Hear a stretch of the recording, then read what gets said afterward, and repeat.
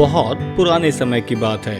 एक बहुत बड़े नगर में बहुत ही शक्तिशाली और बहुत धनवान राजा था, लेकिन वो बहुत ही घमंडी था और उसका ऑर्डर ना मानने वालों के खिलाफ बहुत ही सख्त था।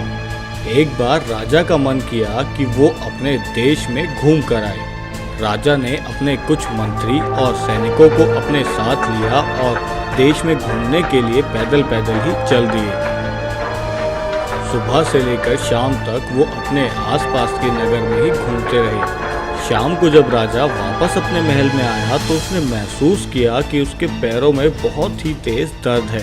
गौर से देखने पर पता चला कि पैदल चलने की वजह से रास्ते में जितने भी कंकर पत्थर थे वो उसके पैर में चुभ गए, जिसकी वजह से राजा के पैर में दर्द होने लगा। अगले दिन जब सुबह राजा उठा तो ये दर्द और बढ़ गया। अब राजा ने सोचा कि इसका कुछ ना कुछ तो करना ही पड़ेगा, वरना मैं जब भी कहीं अपने देश में घूमने के लिए जाऊंगा तो फिर से मुझे ऐसा ही दर्द होगा। राजा ने अपने सारे मंत्रियों को इकट्ठा करके एक मीटिंग बुलाई। उस मीटिंग में राजा ने आदेश दिया, आज से ही मेरे देश की हर एक सड़क पर चमड़ा बिछाने का काम शुरू कर दो, ताकि जब भी मैं दोबारा बाहर निकलूं तो मेरे पैर में कोई कंकर पत्थर ना चुभे और मुझे दर्द ना हो। देश की सारी सड़कों को चमड़े से ढक दो। राजा की ये बात सुनकर सभी मंत्री और राजा का फाइनेंस मिनिस्टर बहुत ही चौंक गया। उसने सोचा, अरे बाप रे, अगर सारे देश की सड़कों को हमने चमड़े से ढक दिया तो फिर इतना सारा पैसा हम कहाँ से लाएंगे। माना कि राजा बहुत अमीर है, लेकिन इतना सारा चमड़ा खरीदने के लिए तो उसकी सारी दौलत भी कम पड़ जाएगी। राजा का फाइनेंस मिनिस्टर बहुत ही सोच में पड़ गया और उसने बहुत देर तक सोचने के बाद एक तरकीब लगाई। वो सीधा राजा के पास गया और जाकर कहा, राजा जी, अगर आप मुझे माफ कर दें तो मैं आपसे कुछ कहना चाहता हूँ। राजा ने कहा, हाँ हाँ बोलो, तुम्हें क्या कहना है।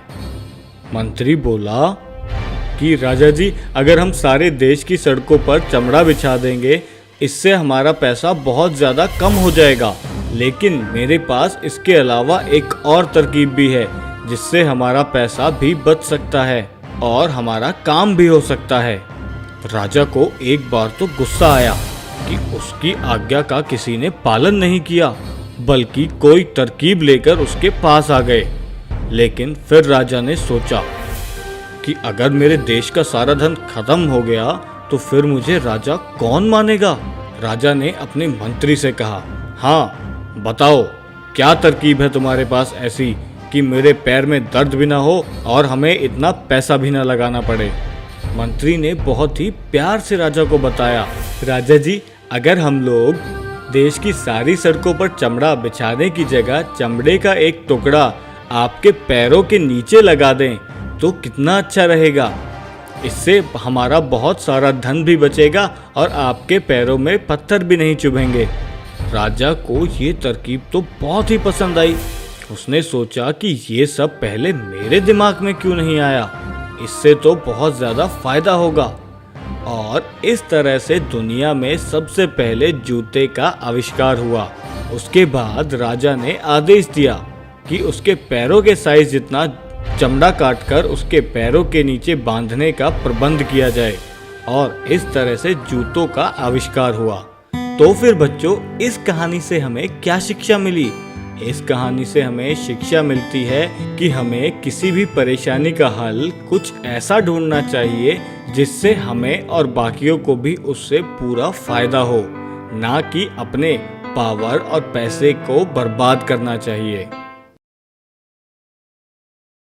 सहारनपुर नाम का एक बहुत बड़ा गांव था। उस गांव के सभी लोग अमीर थे, सिवाय दुखीराम को छोड़कर। दुखीराम एक लाला के यहाँ पर नौकरी किया करता था। उनके घर के सारे काम और गाड़ी साफ किया करता था। हे दुखीराम, तो बिल्कुल निकम्मा हो गया है, काम नहीं करता है। ढंग से गाड़ी साफ कर ले, नहीं तो तेरी पगार काट लूंगा। ये बात सुनकर दुखीराम बहुत डर गया और जल्दी जल्दी गाड़ी साफ करने लगा। अपना सारा काम खत्म करके वो घर पहुंच गया। जैसे ही घर पहुंचा तो दुखीराम की पत्नी लता ने दुखीराम से कहा, सुनते हो जी, 2 दिन से हमने कुछ नहीं खाया। हम तो जैसे तैसे गुजारा कर लेंगे, लेकिन हमारा बच्चा गोलू वो कैसे रहेगा? अब वो जी नहीं पाएगा। अगर वो नहीं खाएगा तो वो मर जाएगा। आप क्यों नहीं जाकर लाला जी से अपनी तनख्वाह मांग लेते? ये बात सुनकर दुखीराम बहुत दुखी हो गया। हाँ लता, आज मैं जाकर लाला जी से बात करूँगा। पिछले 2 महीने से उन्होंने पगार नहीं दी है। आज तो मैं उनसे पगार लेकर ही आऊँगा। और जल्दी से लाला जी के घर जाने को निकल गया। थोड़ी देर में वो लाला जी के घर जा पहुंचा और लाला जी से कहने लगा, साहब मुझे तनख्वाह दे दो, मेरा बच्चा बहुत बीमार है। हमारे घर में खाने को एक दाना तक नहीं है। जब आप तनख्वाह दोगे तभी हम कुछ खाने के लिए बना पाएंगे। लाला जी दुखीराम को अपने घर में देखकर बहुत गुस्से में आ गए और बोले, तेरी इतनी मजाल कि तू मेरे घर में आके पैसे मांग रहा है, वो भी मुझसे। जा, नहीं देता पैसे, और आज से ही तुझे नौकरी से भी निकालता हूँ। भाग जा मेरे घर से। नहीं साहब, ऐसा मत करो, मेरे बच्चे भूखे मर जाएंगे साहब। आप मुझे नौकरी से मत निकालो साहब, मैंने अपनी तनख्वाह ही तो मांगी है साहब, मैंने काम किया है, हम लोग भूखे मर जाएंगे साहब। चुपचाप निकल जा मेरे घर से, मुझे नहीं रखना तेरे को नौकरी पे, और तेरे बच्चों का मुझे ठेका नहीं है। निकल जा यहाँ से, आज के बाद मुझे अपनी शक्ल मत दिखा देना। चल भाग। और अपने आप को संभालते हुए दुखीराम फिर घर पहुंचा। घर पहुंचकर उसका मायूस चेहरा देखकर उसकी पत्नी ने कहा, क्यों जी, लाला जी ने इस महीने फिर तनख्वाह नहीं दी? हाँ लता, आज तो उन्होंने मुझे नौकरी से भी निकाल दिया। अब पता नहीं क्या होगा हमारा। हे भगवान, ये क्या हो गया? अब तो हमारे पास मरने के अलावा कोई चारा भी नहीं बचा। हाँ लता, तुम ठीक कहती हो। अब भूखे मरने से अच्छा है हम जहर खाकर ही मर जाएं। कम से कम भूख की तड़प तो नहीं देखनी पड़ेगी। ऐसे ही सोचकर जैसे दुखीराम और उसकी पत्नी जहर खाने के लिए तैयार होते हैं, उसी समय नाग देवता प्रकट होते हैं। ठहरो वत्स, ऐसा मत करो, आत्महत्या करना पाप है। ये लो, मैं तुम्हें ये जादुई सेब देता हूँ, इसे तुम जमीन में गाड़ देना। ये तुम्हें अमीर बना देगा, तुम्हारी सारी इच्छाएं पूरी कर देगा।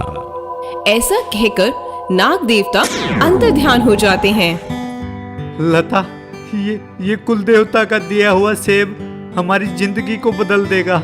मैं इसे अभी जमीन में गाड़ कर आता हूँ। ऐसा कहकर दुखीराम अपने घर के बाहर आंगन में नाग देवता का दिया हुआ सेब गाड़ देता है। अगली सुबह जैसे ही उसके माता पिता और गोलू अपने घर के आंगन में आकर देखते हैं तो क्या देखा, एक बहुत बड़ा सेब उनके आंगन में उग आया है। गांव वाले देखकर चकित रह गए। गोलू के माँ बाप भी बहुत ज्यादा आश्चर्यचकित हो गए कि इतना बड़ा सेब उनके आंगन में आया कैसे। गांव वाले कहने लगे, जरूर किसी ने टोना टोटका कर दिया है, नहीं तो इतना बड़ा सेब कैसे उग सकता है। तभी उस सेब के अंदर से आवाज आने लगी, मैं किसी का टोना टोटका किया हुआ सेब नहीं हूँ, मैं जादुई सेब हूँ। मैं तुम्हारे कष्टों को दूर करने आया हूँ। तुम मेरे अंदर से कितने भी सेब निकाल सकते हो और उन्हें बेचकर अमीर बन सकते हो। ये बातें सुनते ही दुखीराम और उसकी पत्नी ने सेब को नमस्कार किया और जैसे ही उन्होंने धन्यवाद दिया, सेब के अंदर से बहुत सारे सेब निकलने शुरू हो गए। तभी दुखीराम और उसकी पत्नी जल्दी से बाल्टी और टोकरी ले आए और उसमें सेब भरने शुरू कर दिए और उन्होंने उस ठेले में सेब रखकर अपने गांव में बेचना शुरू कर दिया। धीरे धीरे उनके सेब बेचने से वो बहुत अमीर हो गए और गांव में सबसे बड़ा मकान उनका बन गया। उसके व्यापार की खबर विदेशों तक लग गई और विदेशों से भी लोग देखने के लिए आए कि ऐसा कौन सा सेब है दुखीराम के पास जो इतना व्यापार उसका फैल गया है। कहाँ उसके पास छोटी सी झोपड़ी थी और कहाँ गांव का सबसे बड़ा मकान बना लिया है। ये सब बातें लाला को पता चल गई। लाला से बर्दाश्त नहीं हुआ कि जो मेरे यहाँ पे नौकर था, आज उसने गांव में सबसे बड़ा मकान बना लिया। उसको बहुत जलन होने लगी। उसको दुखी राम से बहुत ईर्ष्या हो गई और एक रात वो चुपके से दुखी राम के आंगन में जा पहुंचा और लाला ने उस सेब को देखकर कहा, तो ये है वो सेब जिसने दुखी राम को इतना अमीर बना दिया है। इसे तो मुझे तहस नहस करना ही पड़ेगा। जो मेरा नहीं वो किसी का नहीं हो सकता। आज इसके अंदर घुस के मैं इसे खत्म ही कर दूंगा और देख भी लूंगा आखिर इसमें से इतने सेब निकलते कैसे हैं। ये कहते हुए लाला उस सेब के अंदर कूद गया। जैसे ही लाला उस सेब के अंदर कूदा तो सेब ने उसको मारना शुरू कर दिया। बचाओ बचाओ, बहुत तेज लग रहा है। जोर जोर से लाला के रोने की आवाज आने लगी और पीटने की आवाजें भी सुनाई देने लगी। ऐसे करते करते सुबह हो गई। जैसे ही दुखी राम उस सेब में से सुबह सेब लेने के लिए आया तभी लाला उस सेब के अंदर से बाहर गिर पड़ा। तभी गांव वाले लाला को सेब के अंदर से बाहर निकलते हुए देखकर हैरान हो गए और उन्होंने लाला से पूछा, अरे लाला, तुम सेब के अंदर क्या कर रहे थे? क्यों, पता लग गया इस सेब के अंदर क्या है ऐसा? ये सुनकर लाला बहुत शर्मिंदा हुआ और अपने किए की माफी मांगने लगा। इस प्रकार दुखी राम और उसका परिवार खुशी खुशी जीवन व्यतीत करने लगे और पूरे गांव में सब अमीर हो गए।